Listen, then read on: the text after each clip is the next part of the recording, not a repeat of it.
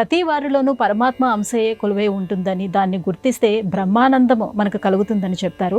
ఆ అనుభూతిని పొందటం ఎలా అంటారు? భారతీయ జీవన విధానంలో ప్రతి వారిలో ఉన్నది ఒకే చైతన్యం. మమైవాంశో జీవలోకే జీవభూత సనాతన మనషష్ఠానింద్రియాణి ప్రకృతిస్థాని కర్షతి అని భగవద్గీతలో 15వ అధ్యాయంలో పరమాత్మ తెలియజేస్తారు. అందుకే అందరినీ దైవ స్వరూపులుగా భావించటం మన ఆలోచన విధానం. ఎవ్వరూ పాపి కాదు, అందరూ పరమాత్మ స్వరూపులే. మరి ఈ పరమాత్మ చైతన్యమే అందరిలో ఉన్నప్పుడు అందరూ ఆనందంగా ఉండాలి కదా. ఆనందం ఎందుకు కలగటం లేదు? ఇదే ప్రశ్న అడుగుతాడు అర్జునుడు కృష్ణుడు.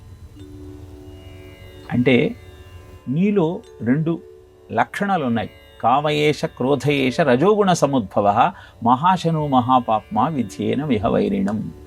రజోగుణం నుంచి వచ్చేటువంటి కామము క్రోధము కారణంగా నువ్వు పాపపు పనులు చేస్తూ పాపపంకిలమైనటువంటి జీవితంలో కోరుకుపోతున్నావు.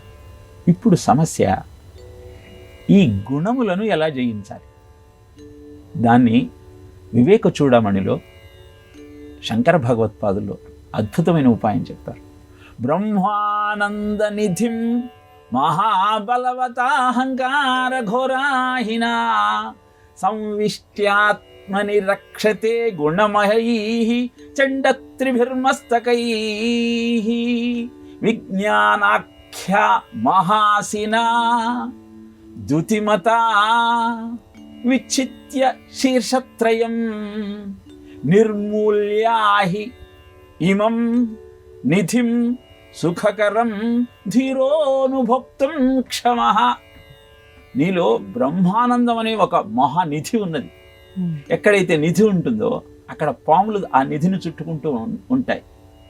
ఈ బ్రహ్మానందం అనే నిధికి మహాబలవతాహంకార ఘోరాహిన, అహి అంటే పాము, అహంకారం అనేటువంటి ఒక పెద్ద పాము ఈ నిధిని సంవిష్ట్య ఆత్మని చుట్టుకొని లోపల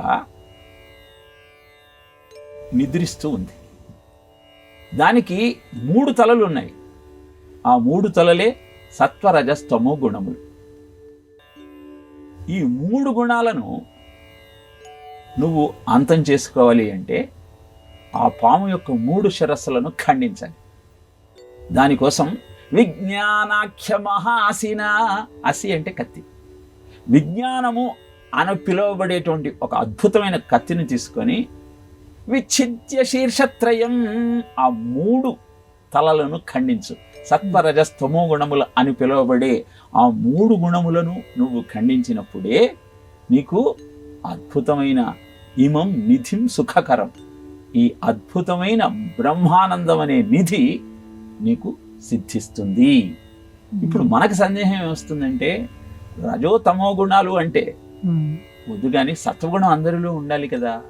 అంటే సాధనకు సత్వగుణం అవసరం, కానీ సత్వగుణం కూడా నిన్ను బంధనలో పడేసేది. అందుకే సత్వగుణాన్ని బంగారు సంఖ్యలు అంటారు, తమో గుణాన్ని ఇనుప సంఖ్యలు అంటారు.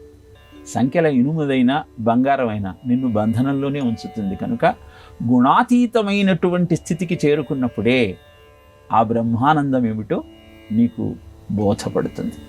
అది వివేక చూడమణిలో అద్భుతమైన ఈ శ్లోకం ద్వారా శంకర భగవత్పాదులు మనకు తెలియజేశారు.